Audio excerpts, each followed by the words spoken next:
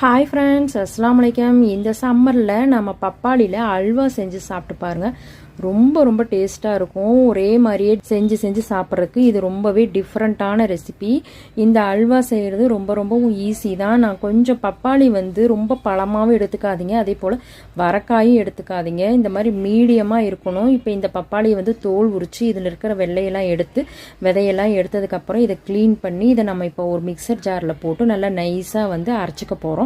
அரைக்கும் பொழுது ஒரு 1/4 டம்ளர் அளவுக்கு தண்ணி ஊற்றிக்குங்க. ஏன்னா அப்போ தான் மிக்சி ஜாரில் நமக்கு மிக்சியில் போட்டால் சுற்றும். மிக்சியில் அரைக்கும் பொழுது நான் எந்த சுகரும் ஆட் பண்ணலை, வெறும் ப்ளைனாக நம்ம அரைச்சி வச்சுக்கலாம். அடுத்தது வேறு ஒரு கடாயில் நம்ம நெய் ஊற்றி முந்திரி இந்த மாதிரி சின்னதாக கட் பண்ணி போட்டு நல்லா வறுத்து தனியாக ஒரு பிளேட்டில் நம்ம எடுத்து வச்சுக்கலாம். இப்போ அந்த நெய்யிலேயே நம்ம அரைச்சி வச்ச விழுதை ஆட் பண்ணிக்கலாம். ஆட் பண்ணனதும் நல்லா மிக்ஸ் பண்ணி விடுங்க.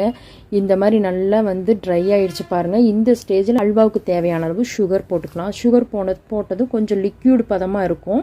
இதில் 1 ஸ்பூன் அளவுக்கு ஏலக்காய் பொடி போட்டிருக்கிறேன். ஃப்ளேவருக்கு நான் 1 ஸ்பூன் அளவுக்கு போட்டிருக்கிறேன். உங்களுக்கு வேணும்னா நீங்கள் ஆட் பண்ணிக்கோங்க, அப்படி இல்லைன்னா ஸ்கிப் பண்ணிடுங்க. அப்புறம் நெக்ஸ்ட்டு இது பாருங்கள், கொதிக்கும் பொழுது இந்த மாதிரி ரொம்பவே பபிள்ஸாக மேலையெல்லாம் தெரிக்கும். அதுக்கு நம்ம மூடி போட்டு சிம்லேயே வச்சு இந்த அல்வா செய்யணும். நெக்ஸ்ட்டு வேறு ஒரு சின்ன பவுலில் நம்ம ஒரு 2 டேபிள் ஸ்பூன் அளவுக்கு கார்ன்ஃப்ளவர் மாவை தண்ணியில் கரைச்சி இதில் நம்ம ஆட் பண்ண போகிறோம்.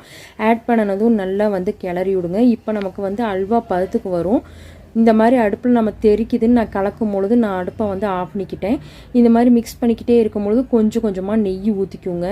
பாருங்கள், நல்லா நமக்கு அல்வா பதத்துக்கு வருது பாருங்கள். நெய்யெலாம் பிரிஞ்சு மேலே வருது பாருங்கள்.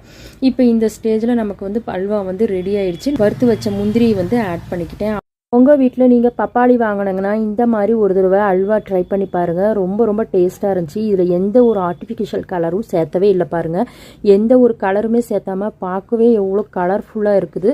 இது ரொம்ப இயற்கையான கலர் தான். நம்ம இந்த மாதிரி வீட்டில் குழந்தைங்களுக்கு ஸ்வீட் கேட்டால் இந்த மாதிரி நீங்கள் செஞ்சு கொடுங்க. மேக்ஸிமம் குழந்தைங்க அல்வா சாப்பிடவே மாட்டாங்க. இந்த மாதிரி நீங்கள் செஞ்சு கொடுத்தீங்கன்னா கண்ணை மூடிட்டு சாப்பிடுவாங்க. அவ்வளோதாங்க ஃப்ரெண்ட்ஸ், நம்மளுடைய பப்பாளி அல்வா சூப்பராக ரெடி ஆயிடுச்சு. தேங்க்யூ.